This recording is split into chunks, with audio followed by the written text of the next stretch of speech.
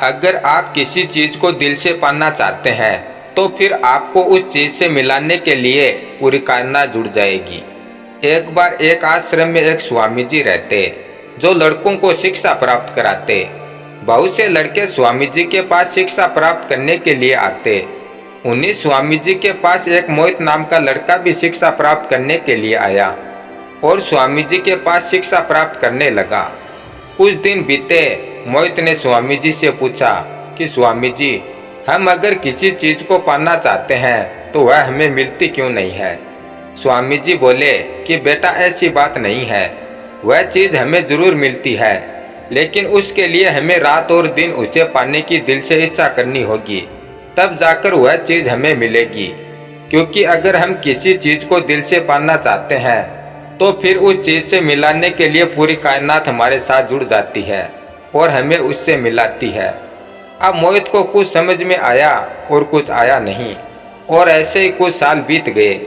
मोहित अपनी शिक्षा प्राप्त करके अपने घर चला गया और मोहित अपने कामकाज में लग गया। इन बातों को बहुत साल बीत गए। एक दिन अचानक मोहित को स्वामी जी की याद आने लगी और ऐसे ही 2-3 दिन बीत गए, लेकिन मोहित को बार बार स्वामी जी की याद आ रही थी। मोहित ने सोचा चलो फिर स्वामी जी से फ़ोन पर बात कर लेते हैं। मोहित ने आश्रम में फ़ोन लगाया और स्वामी जी के एक शिष्य ने फ़ोन उठाया। मोहित ने स्वामी जी से बात कराने के लिए कहा। शिष्य बोला कि अब स्वामी जी को सुनाई कम देता है, फ़ोन पर बात नहीं कर सकते, और यह कहकर फ़ोन काट दिया। मोहित ने सोचा चलो फिर स्वामी जी से मिलकर ही आते हैं, और मोहित स्वामी जी से मिलने के लिए निकल पड़ा। फिर मोहित ने सोचा कि स्वामी जी से मिलने जा रहा हूँ, क्यों ना उनके लिए कोई तोहफा लेकर चलूँ। फिर सोचने लगा कि क्या तोहफा लूँ।